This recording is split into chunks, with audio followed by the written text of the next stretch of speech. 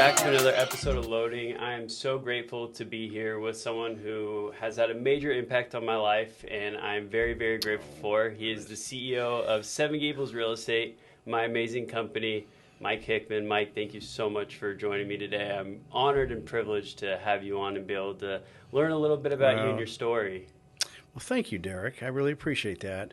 And thank you for all you do for Seven Gables. It's a pleasure to do these things with you. Yeah, thank you. It really is. It's been a privilege these past couple of years, especially. I mean, I know I've been a part of Seven Gables for longer, but really being in the real estate industry the past couple of years full time and really going full bore and be able to do awesome things like this because of your mind and the whole company's mind to be able to allow us agents to have access to these sort of things. It's something that's really second to none that a lot of companies just really don't do. And I know a lot of us agents feel the same, that we're so thankful for all that you guys provide for all of us agents. Thank you.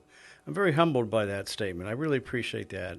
And as I always say to you or anybody else in our meetings, and we just meet and we talk, I think it's such a privilege to work among really great people because this industry, sometimes the bar is not so high. Right. And I think our bar is quite a bit higher than normal, if you will, average agent in the industry. And I love that part about it.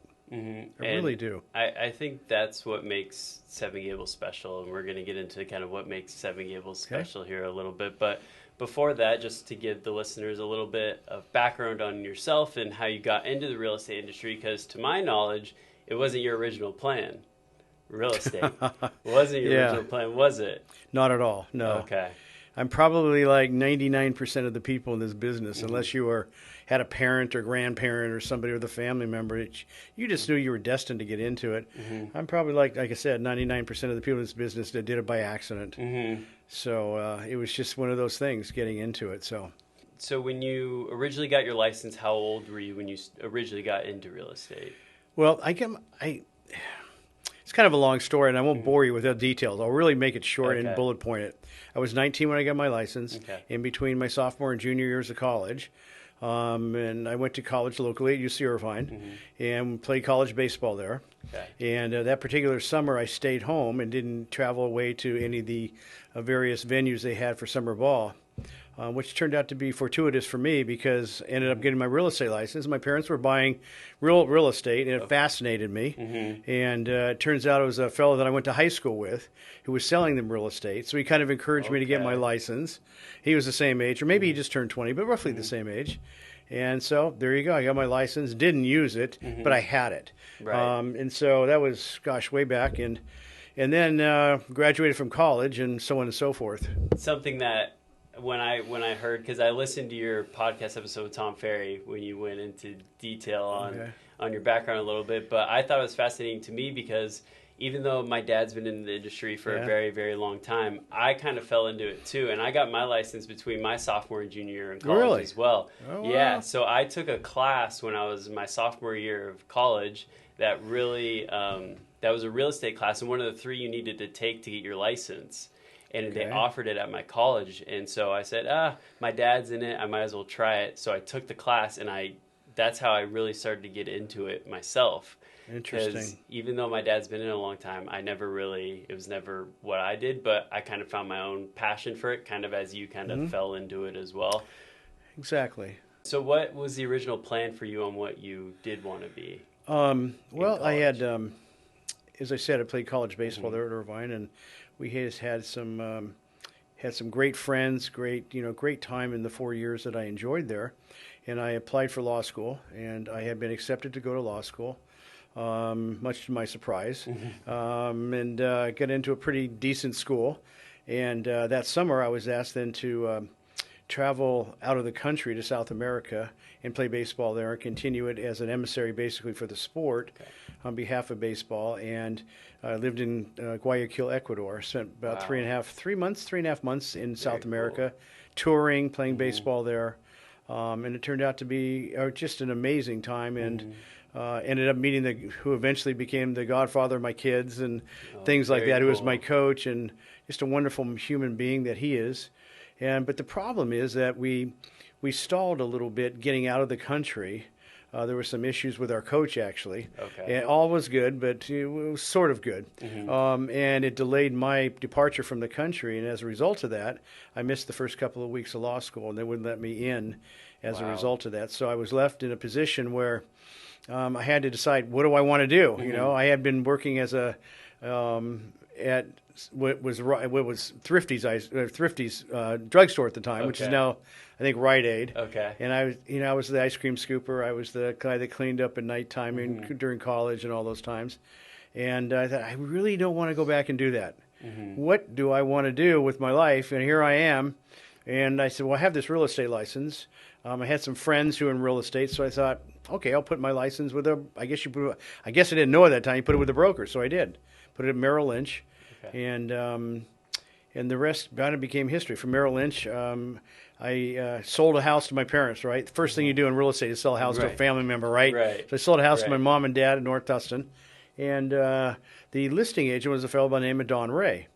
And Don Ray turns out to be one of my dear friends for life in real estate. In fact, we have an award named after him, the Don Ray Award. Yeah. He was near and dear to me and still remains that way. So anyway, long story short, sold the house, we closed escrow.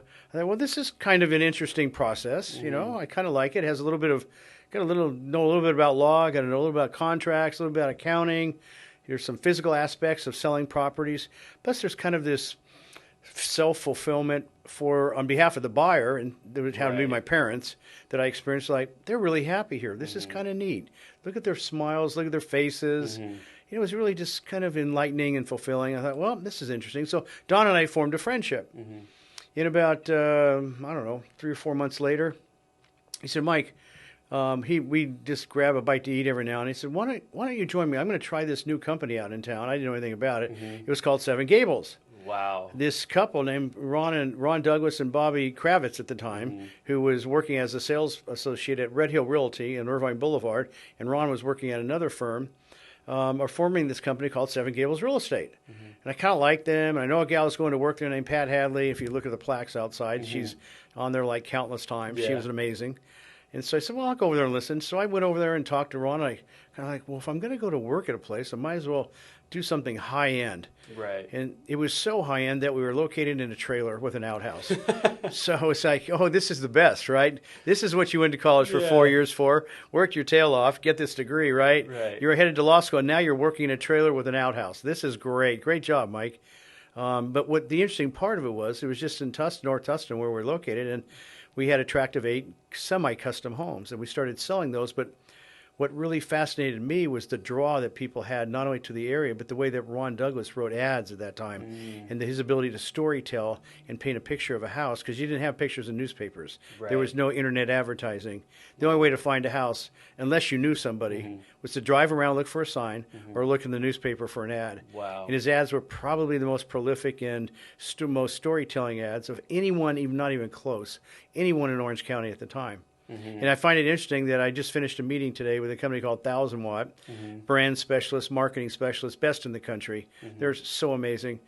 Then we've gone full circle. We're back to storytelling. Yeah. And that was prevalent way back in those days. I mean, when the dinosaurs roamed, storytelling was important, right? Yeah.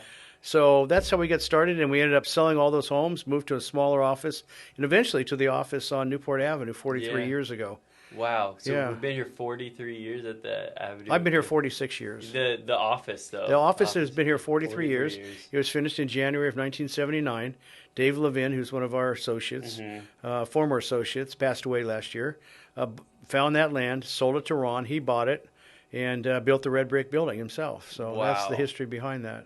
Very cool. Moved in January 79. Yeah. So that's how you do things by accident in this industry, right? Quite by accident. Exactly. And I think that's a really cool part about this industry, but a lot of industries, there's a story behind it, right? And the story that you tell about Seven Gables and as to where we got today is honestly fascinating, because I heard you say that the first ad that had pictures in it was a Seven Gables ad in Orange County, right? And then we've kind of come, like you said, full circle, and now storytelling, as times change, as the market changes or whatever, we have to be able to become storytellers again, right? And in today's, it's becoming more skills based, and how good you are at being able to tell your story and provide this value rather than just being able to say list something and it just sells like we were in the past couple of years.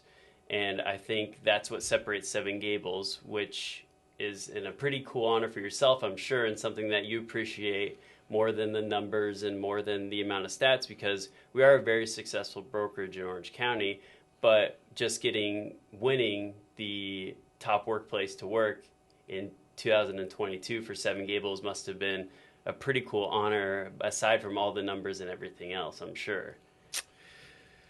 There's so much there, Derek. To begin with, it was a tremendous honor. It's the third time we've been honored with that as a recipient of that award for Orange County in the last 8 years. And other times we've been ranked second or third for the most part, and that's just quite an honor. But that honor, let me be honest with you about that. That's a self-entry. There's a third-party company called Engage, it's actually called, right, that sends a survey out and said, tell us, would you be interested? I said, yeah, because for me and our team, our leadership roles and our leadership team, that's a benchmark for us. How well are we doing with the people that we have a chance and the privilege we have of leading people in this industry? Not only leading them in terms of being creative and innovative and just contractually and everything that we do each and every day in operations, but also on a value basis. Where do our values lie? How do we lead with values? How do we stay true to our values in up and down times in the marketplace? Are we perfect? No, but it's really something we focus on. So I think in the end, I think there's a lot behind what you just said, but I think it all comes back to values. I think it comes back to the culture of the company. That's this nebulous thing called culture. Right. But that's developed by the people that work here, not just by leadership. Right. That we set the tone for it, but everybody that works here has to align with it. We don't make them align with it, but they fall in line with it because it equates with their values, or aligns with their values. And what do you think? Because culture is a big, kind of a broad word, but what do you think is the most important part in the culture of a company? What makes a good culture for a company that can lead to the success? Is it trusting the people that you work with? Is it the people that it's all the people that are part of the company? But what do you think would be a couple of the most important factors in building a good culture for a company? I think building a culture for a company is based on just a few things. It's very simple. What your values are, how you hold to them, okay, and how true you are with everybody and honest and follow it with integrity. Integrity is the icing on the cake. And integrity, what I mean by that is you do what you say. Okay, so if you're going to have these brand standards, then you've got to enforce them. And it's just that simple. And you don't do it because you want to be, a jerk, or you don't want to do it because you're in a leadership role. That's not it. You do it because you want to protect this very fragile thing called culture. Because it's very easy to pierce. And once it's gone, you can't bring it back to life. It dies. Then you have to move on to something else. The other challenge you have with that is you have to continually innovate, and you have to be creative and innovate. And those are two words that Peter Drucker stuck in my mind as a professor when he was at Claremont. And I didn't go to graduate school there, but I studied him. He was kind of the management guru of the 20th century, so to speak. An amazing man. He probably set most of the management principles in place that are still standing today. And he said the two things you need to worry about as a manager are creative and innovative, or being creative and being innovative. And that was it. He said everything else falls in line behind that. And in a way, that's sort of true of Seven Gables, true of our managers and the roles they have here, but also it stays aligned with our values at the same time. It's a balancing act. It really is. And it's imperfect. And anybody thinks it's perfect is crazy. They're nuts. They think we have a great culture because of you. No, not because of me. Because of all of us collectively together. That's what makes it great. And so this thing that you can't reach out and touch, but you sure as heck feel when you walk into a room full of people, right? It's called culture. And it's built around the concept and idea that people that have similar ideas and values all align together. That's incredible, and the culture, and it's not just the people, being creative and innovative is so important, and you're at the forefront of it as the CEO of the company, and you're very trusting of all the people that you have work at Seven Gables, all the managers, but also a thing I think that separates Seven Gables from a lot of other companies I talk to, a lot of people I talk to, is the fact that you collaborate with a lot of other people in a lot of other industries, right? You're a part of Tom Ferry, you work with Tom Ferry, so you learn a lot from him. We've done things with 1,000 Watt Consulting. You've consulted with Brian Moran in the 12-week year. So a lot of these things, do you think that is another key value on being the creative and innovative side of things, is being able to collaborate with people all over different industries to better Seven Gables, and probably you learn a lot yourself still to this day about it. For sure, Derek. I don't know who said it, but I know it's been said many times that some of the best leaders surround themselves with people that are smarter than them. And that's what I try to do. And these people are so smart, and Tom Ferry's just an amazing individual. And people don't know him. They know him as a coach or trying to sell his coaching. And what they don't know is what he's like behind the scenes and what a wonderful human being he is. Okay, or Mike Staver's another one, author, lecturer, Hall of Fame, keynote speaker. The guy's an amazing man, dear friend. And what you don't know is what his heart's like behind the scene, what he's done for people in our industry. For example, I'll cite an example of the people that are I'm lucky enough to surround myself with, or I call friends. We have a friend in our brainstormers group, and it was a daughter and father. And father suddenly passed away. Mike left his job, left what he was doing, left his wife for 10 days, went down and spent time with her, reorganizing the company, being there for her mom. And that's just the kind of individual he is. He's just an abnormal, amazing freaking human being. Yeah. Love that guy. Or Mark McLaughlin's another one, and he's taught me so much about how to operate a business and what to do, and just learning from him. He's a very successful guy who sold his business. Those are just some of the people. Brian Moran. Having dinner with Brian at his house out in Arizona last year was a treat, because he's just on top of it. Right. And seeing how he thinks and really kind of watching what he's like and seeing him in person and having a personal conversation. I think you get to know somebody, Absolutely. And in that course of it, you see their values, you see what they stand for, and they all have the same common thread. Their values are impeccable. Okay, their values, they're extremely intelligent, and they never stop learning. They continue to read, they continue to advance, they continue to learn as much as they possibly can to give to other people. And that's what I admire about them. And they're exceptional human beings. I just happen to be able to call them friends, can call them at any time, and they'll pick up the phone most of the time from me. And they're always there. And I'm just so incredibly blessed and grateful for that. That's amazing. And I think because when you get to certain points and you get to certain success levels, a lot of people, the ones who are truly great and what make great companies, and I think the knack of a great company it's obviously the numbers, but I think it's what other people say about your company and how you're viewed by others and how well you're respected. I think that's the number one mark of a really good company, and something that all of these people really have in common. And I think that has to go with learning from others and never stop learning and never stop wanting to create and innovate. And that's something that all these people do, which I think is fascinating. And I think not only people when you're at that level, but people who are just starting in their careers who might have gotten entry-level jobs, but people who want to work their way up, a big thing about it is always being willing to learn and be in a room with people that are smarter than you. Right, because there's the saying that you're the average of the people you surround yourself with. Right. So it's important to surround yourself with people who grow and want to better themselves, and that's something that you do. That's something that we all do at Seven Gables, and you've kind of instilled that in our culture, which is very awesome. Nice. But as far as someone who is kind of getting started in their career, and education is a key part of it, never being complacent. What do you think people who are new in their careers, or whether it's entrepreneurs or entry-level jobs, what do you think are a couple pieces of advice you would give them in aspects of learning, or the best ways that they can go about interacting and learning from others? First of all, they need to have a brand presence. Brand presence is built on their reputation, what their values are, what their ideals are, what their promise, vision, and purpose is for their brand. It needs to be written and needs to be in a format they can read continually. They need to have a business coach. You cannot survive in today's world without a business coach at a high level. You'll be the as the averages go. You'll tend to move toward average, if you will, as opposed to being mediocre at that, right? Or you can excel. You have a choice to make. Right. And both are successful because success is measured by, you doing the very best you can, and not you personally, but anybody doing the best they can at any given time, they reach a certain level. Most people are not satisfied with being mediocre in this business because they're entrepreneurs, as you said, at heart. So you would brand presence, a brand, reputation, a coach, continually educating. They say an executive should read one book a month. That's about what I do.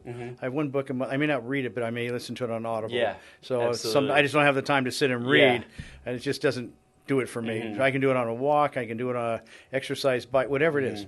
So I think that's true for agents, because what happens in our businesses, we get into a point where we do transaction after transaction after transaction, and while the personalities are different and causes different set of challenges from time to time, the process is the same. So we become transaction minded instead of relationship minded. Right. And what brings us back to relationship minded is the fact that if we create and we innovate, it has to flow toward and move toward the relationship side of that ledger.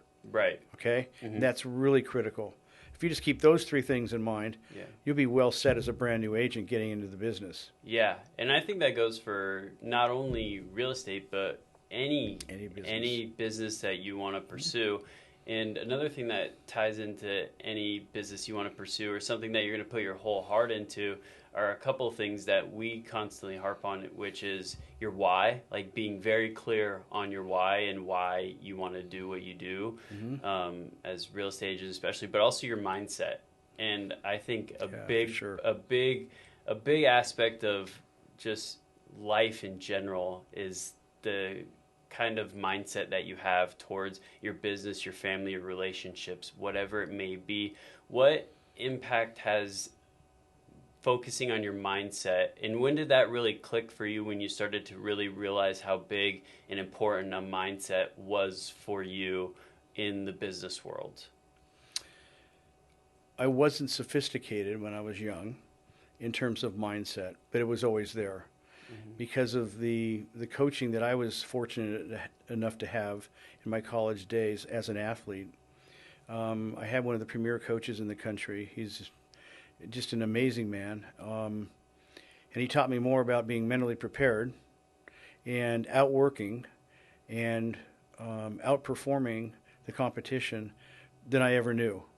But I carried it over without knowing it. Right into business. I just did it that way, but I didn't know what I was doing. Does that make sense? Yeah. Like you're taught a certain way, you're conditioned. Hey, look, I was 17 years old, and I just turned 18 years old, and I sat down for our first practice session, and I was a recruit, and he said, hey, I just want to let everybody know we're going to be the number one team in the country this year. And I thought, I just got out of high school, dude. We weren't even number one in CIF. Okay, we're going to be the number one team. And I'm looking around the rooms, and the guys are, there's a couple of really good players. I know who they were. There's a couple of guys that are like, okay, well, by April we're number one team in the country. Wow. So it goes to show you what mindset, expectations, goals, preparation, and outworking the competition at every level. We out-prepared, we outworked, and we surely were not the most talented team.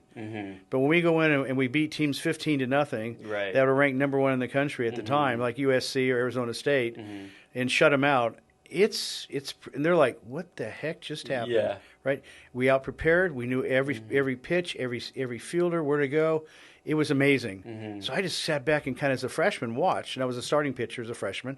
So I just kind of watched, and I thought, this is amazing what's happening. I get it. So I carried it over into business, right? Yeah. But I didn't know what I was doing. Right. I clearly didn't. Yeah. It wasn't until I began to put it together later on, probably around graduate school time, then at 28 years old, I began to manage an office.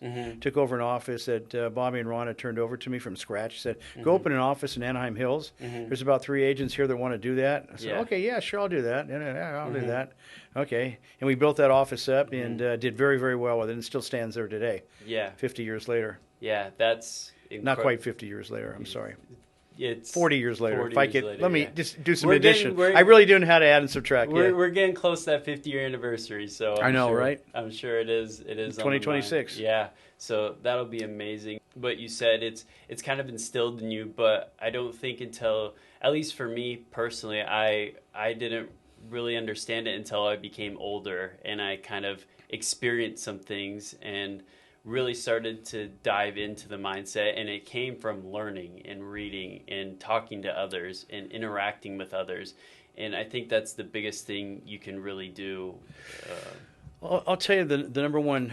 Well, I'm sorry. Do I want to say number one? Maybe, Derek. I don't know.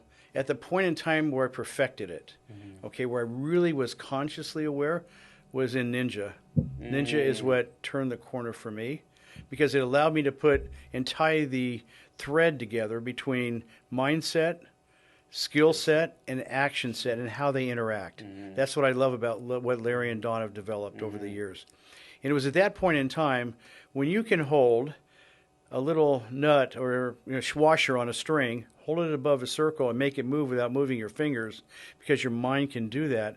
That was the lesson. I mean, I'd met Larry about 5 years before that. No, about 8 years before that, actually. Wow. And he did that same exercise to our brainstormers group in Denver for a meeting we had. Wow. And I looked at that and said, this man's amazing, but he wasn't taking his product out or his service out to the public. It was only on his own company. So that's when I perfected, I think, the idea in my mind of mindset, skill set, action set, and tying them together. And I owe that big thank you and appreciation to Larry. And I tell him that all the time. Larry Kendall at Ninja. I tell him that all the time. Same way with Don.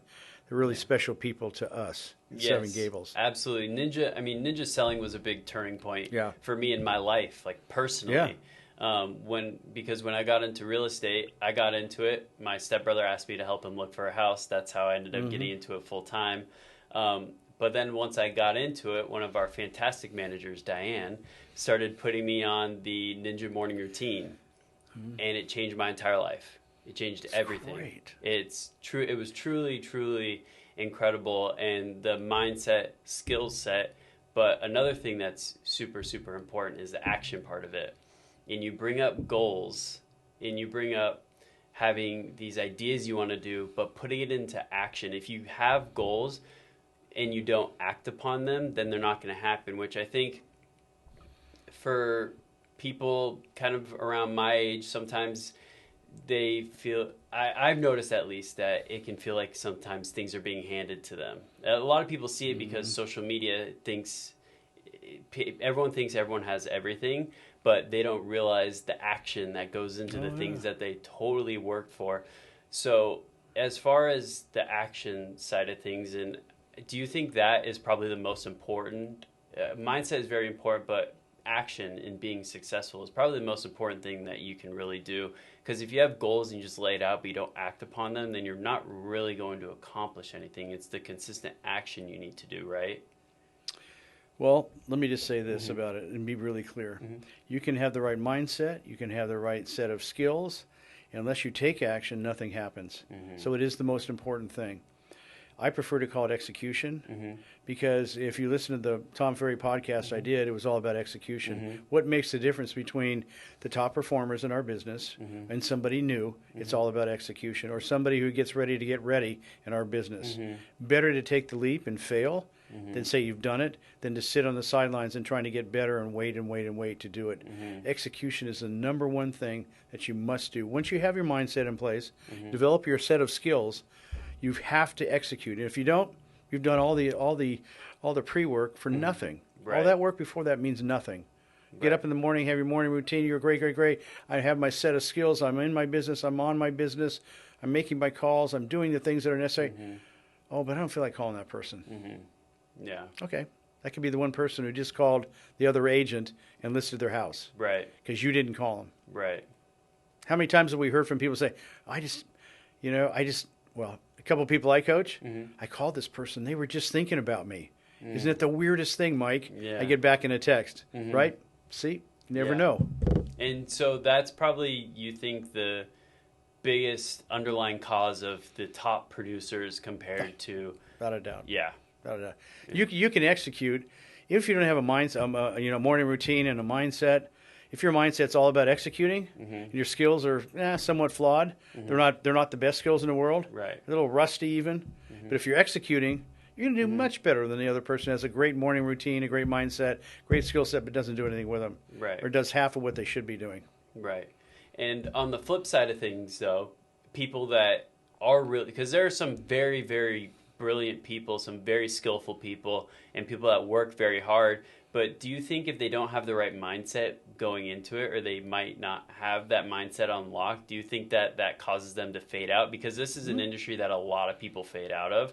But as far as any career, because there are a lot of bright people. Well, there's a lot of bright people then. As you described them, I think that's true. I think that people will fade out if they don't have the right mindset. But what's the right mindset at that point? You know, you have to ask yourself, what's the right mindset? Is it because the mistake they're making is they're making it all about themselves and not the client? Are they poor listeners? You know, are you really hearing what the client is telling you? Right. Are you really hearing it? Are you asking the right questions? Are you using sort of a Socratic method of questioning with a client to really get down to their issues and help them? It's kind of like guided discovery is what I call it, right?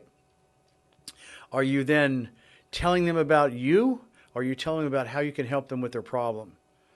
So the analogy to that is a storybook, okay? A story.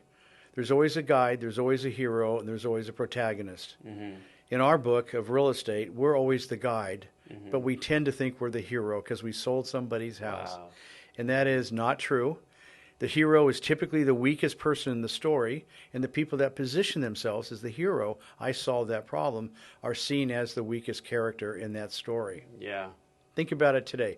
Interest rates are the protagonist, the hero is the client, and if we can find them a house that they couldn't find as a guide a year ago because there were 45 offers on it, Right. number one, that's one example. Number two is I got their house sold using a creative method of maybe buying down a loan because their previous agent with whom they had an expired listing didn't get it done. I was so glad to do that. I guided them through the process and made them a hero.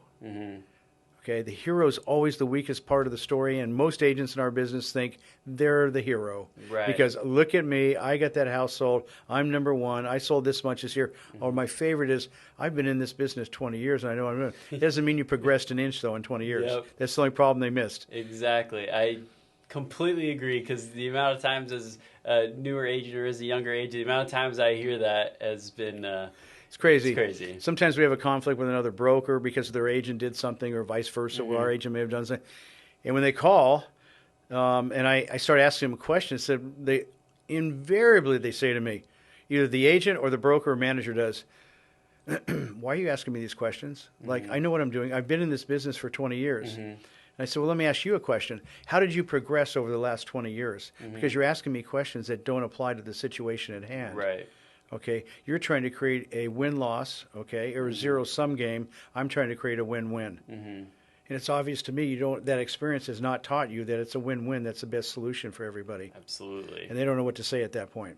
Absolutely. And I think some agents, because there are some agents that lend to the preconceived notion that real estate agents are just trying to sell. Like the general public, a lot of times people might think of real estate agents as just salespeople, and they just want to sell you, and that's what makes a really good agent. I'm not working to sell you. I want to provide value, and I want to help you, and I want to guide you. That's what we need to be, is the guide. So what would you say to the people, like the general public, that think just real estate agents are good people, and what they should kind of look for in someone they're looking to work with as a real estate agent? Here's the problem. Most of the agents in our business aren't good people.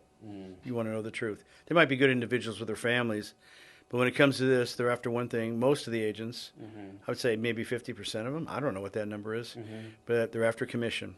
Wow. Okay? If they were truly, like so many people are shifting their model to, about the client, they would never tell everybody how much they've sold. Well, I've sold this house, this house, and every other house. People want to validate you. Yes, that's important. But what's important is people like to do business with whom? Know, like, and trust. And in today's world, they know you. They may trust you, but if they don't like you, they're not going to use your services. Because there's a number of people who are qualified in today's world to be in that same spot.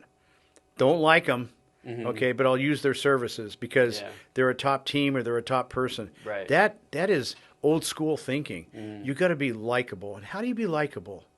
You be vulnerable, you be yourself, and you do something other than what other real estate agents are doing. Yeah.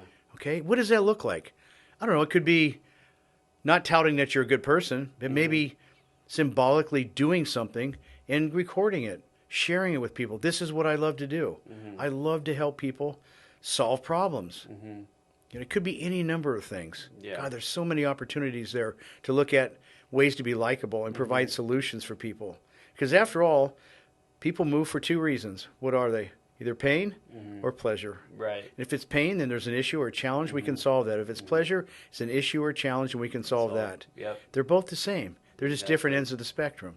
Exactly. Some are upset. Some are really excited because maybe they're having triplets. I don't know. Yeah. Right? Yeah. And they need to find a bigger house because their 2-bedroom condo that they bought when they got married 3 years ago or 2 years ago no longer fits 5. Right. Right? So that's kind of a fun challenge. Yeah. The good agent will focus on finding them and make sure they find that. Yeah. And make that their highest priority and make them feel important, hear what they have to say, not just what's make an offer, not just we got to close the deal. Less transactional, more relational.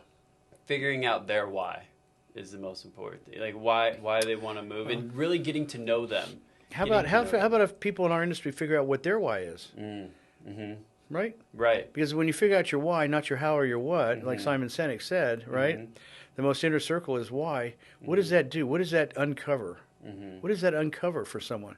It uncovers their values. Right. It uncovers their brand. It uncovers everything that we talked about earlier in this conversation. Yep. Right? So everybody knows how you do real estate. They know what you do. They know how you do it and what you do. Right. But nobody knows your why. Exactly. So at the point in time where you can make that yourself vulnerable or expose that, which is really sort of your values, right? Your thinking, your belief system. Yep. Because beliefs are stronger than values. Values come from beliefs, right? Right. Would you agree? Yeah, absolutely. So if that's the case, why not expose to everybody what your beliefs are? Exactly. And I think we've been seeing that sort of change recently. Well, at least me, because I'm involved with the Ninja and Tom Ferry, and it's really become less about pushing your sales and pushing what the successes you've had and really pushing who you are. Because my favorite quote and a big reason, a big influence to me and why I'm in real estate was Ryan Serhant. I read his books. Yeah, I've read his books. I've taken his course before. He has a quote that I absolutely love in his book, Sell It Like Serhant. It was, people hate being sold, but they love shopping with friends. Oh, that's a great one. Yeah, so it's great. So fits today perfectly too, right? Exactly. Yeah. And do you think, and we can kind of finish on this, because real estate in 2023 is changing. Towards the end of 2022 is when it really started. We started to feel a market shift when interest rates spiked, but now they've been kind of coming down, and now we're getting, as my dad says all the time, we're getting to a skills market.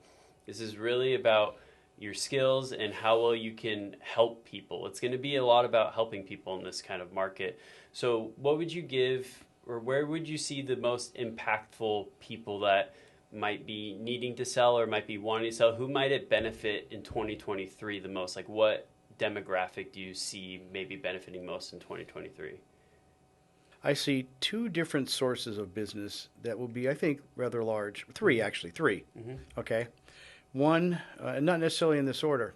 One is to stay in touch with your past clients, in contact with them. I think the program we have, Milestones, the enterprise level that we have, is one way to do it. And people are absolutely crazy not to be using that, at least be hooked up to a client that way. Number two, I see, and that would be a client for life. Okay. Yep. Number two, I see I just dislike this word, despise it. The millennials. Okay. I think there's got to be the age group that is in home buying mode. Okay. Either they're transitioning in life to marriage, whatever it may be, and they're growing out of their parents' home. They're transitioning into home buying mode. And that group could be anywhere from 20 to 42, somewhere in that age group. It's the largest buying population in the history of our country, sitting right in front of us, and most of the industry is doing nothing about it. Number three, I think there's a portion of people that bought, some stats say as high as 40%, that bought a house during the pandemic that are not exactly thrilled with their house. Why? They bought it with no inspections, maybe they bought it with no appraisal, maybe they bought it and saying I could fix it, and they don't want to fix it now. Maybe they have a longing to move back to where they were. There's so many issues. And they bought it because there were 10 other offers, and they wanted to beat that offer because they wanted that house. And they find out, it's not that great, wasn't worth it. There's a wide bandwidth of opportunities that exist out there today for people in our industry. Yeah, absolutely. And I agree that the industry and where we're going, I think it's going to be good for a lot of people. I think that there's plenty of opportunity, like you said, not only in the industry, but what would you say to someone that's looking to buy in 2023 or sell in 2023 that should make them optimistic about doing it? I'm going to give you two answers. Okay, I give you the generic answer. Okay. Contact your real estate professional and get the right information. Now I'm going to give you the advice I would give to my kids. 2023 will present unique opportunities because it's a transition year. It's a transition from an extremely overheated market to a market that's normalizing. At some point in 2023, where we sit right now, there will be a trough, and there will be an intersection. Trough, I mean a drop-off of sales that's occurred. And that will intersect with lower interest rates. Look for that point and buy. Because here's why. Interest rates at 5.5, roughly 5.75, 6, even if they're somewhere under 6, okay, are historical lows. Forget the 2s and the 3s; they're never going to happen again, unless we have a worldwide event, pandemic, a war, I don't know, whatever. Okay, something that we can't control anyway. Right. But what you can control is watching the market, pinpoint the time and where you want to be. Do your workup on it now. Do your background on it. Where do I want to live? What kind of a house do I really, really want? And sit down and talk about it with whoever you're going to buy with. If it's on your own, then talk to a real estate professional. People that know how to ask questions and get to the bottom line of where you're looking and what you want to do. Because when that intersection happens, the market's going to boom again. Boom, not to 21, not to 22 levels. No, I don't mean that. It's going to normalize, it's going to stabilize, and it's going to bring buyers and sellers. It's at that point right now, actually. But interest rates still aren't quite low enough for people, a larger number of people, to jump back in because they're still reading these stupid headlines that don't even make sense because they're comparing them, A, on a national level. And Orange County is an anomaly, and San Gabriel Valley, where we have offices in LA County, anomaly. Number two, I think we're still experiencing, despite the headlines, our interest rates are extremely low historically. Home prices since 1982 have appreciated at an annual rate, and you can annualize this, and it's compounded, right? Appreciated an annual rate of 4.7%. That's how many recessions in that time period? There's 6 recessions. I'll give you since 1980. Only 2 of them have produced a reduction in home values. Of the 6. Chances are, if there is a recession this year or in the future because of politics, whatever's going to cause it, economics, that home prices will adjust, but not drastically. So catch the wave. Catch the wave of lower interest rates and lower home prices. Make the most of it because you won't get this opportunity for long to get interest rates at 5.5%. And if you can work with a seller whose maybe house has been on the market for a while, who's anxious to sell, and get him to buy down your rate instead of lowering the price, do it because you'll make the money back. Real estate is the most long-term, best investment that you can make. It's a hell of a lot better than stocks. Okay, and anything else out there in the market. And remember this, most of all, on top of all that, the icing on the cake is this is a house. This isn't just an investment. A home is where your sanctuary is. It's where happiness happens. It's where tragedies happen. It's where families expand. It's where families contract. But most of all, they spend the holidays together. They do things. There's a lot that goes into a home. It's not just an investment that's worth 5-10%. I'm going to lose 5% this year. So what? How long are you going to live there? If you're going to live there for 10 years and the annual appreciation continues at 4.7%, what have you lost? Right. That's something that a lot of people need to hear, and that's the important thing, and something that real estate agents need to ask is why? How long do you plan on living here? What's your situation? And the good ones will dive deep into really finding out why and give you the best piece of advice for what you want to accomplish. That's why I think it's important to talk to a real estate professional. Not all of them will. Because some of them only care about a fee and a commission. And that's just a fact of business in our life. So just think about it. Is your 2 or 3% mortgage worth being miserable? In either the neighborhood you live in, the floor plan of your house, the condition of the house. And finally, I would say this. In Orange County, it's been suggested in several economic data reports that home prices rose about 41% from about 20 to 22, right? So what if you give back 10%? Yeah. So what if you give back 15%? Right. How'd you do on that? 25%. Remember this, when you figure that return, I made 25%. You're basing it on the purchase price.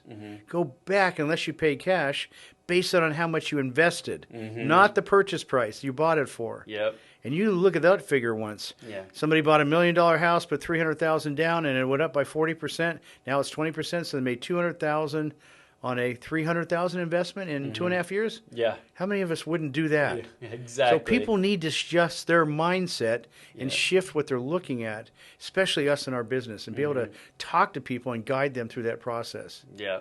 Back to your comment about Ryan Serhant. I'm sorry that I'm on a rant here. You're good.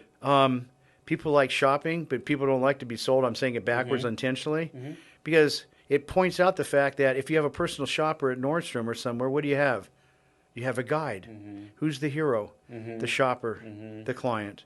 Nowhere could it be more prevalent than that and more obvious. Yeah. We just got to see it that way and shift our mindset. And when you do, it creates a whole other way to write messages. It creates a whole other email template system you have. Everything about it. Marketing is completely different. Yeah. Well, I can't thank you enough. There was so much amazing. I went on a rant. I'm sorry. No, that was amazing, and it's something that a lot of people need. They need to hear, and they should want to hear, especially people looking in 2023. Because, like you said, it's just the way real estate goes is if it drops a little bit and you plan on being there for a long time, in the history of real estate, it's appreciated, and like you said, it's appreciated 4.7% a year. 4.7% since 1982. Since 1982, exactly. So if that's the case in 40 years, your home is appreciated 4.7% without even compounding it. Figure that out. Yeah. That's about 190%. Yeah. So that's what's happened to homes. So this is not a self-serving statement when I say that, hey, you got to buy real estate because we're a real estate firm. I'm just common sensing it for everybody. Think about it. And it doesn't mean everybody should move or has to, but if you're thinking about it, it's a great time to do that. Yep. Because the 2s and 3s aren't coming back. And if you think you're going to hold on to that forever, think again. At some point, life changes. Yep. Absolutely. Well, again, thank you so much. You're welcome. It was a real pleasure having you on. You're welcome. I'm Thanks, so Derek. grateful for you and everything you do for all of us. Oh, you're so welcome. I love it. Love the opportunity. So if you would, please subscribe to the YouTube channel. You can find this podcast anywhere. You can find podcasts, Apple and Spotify. So subscribe to those as well. And I will see you all in the next one. Thanks.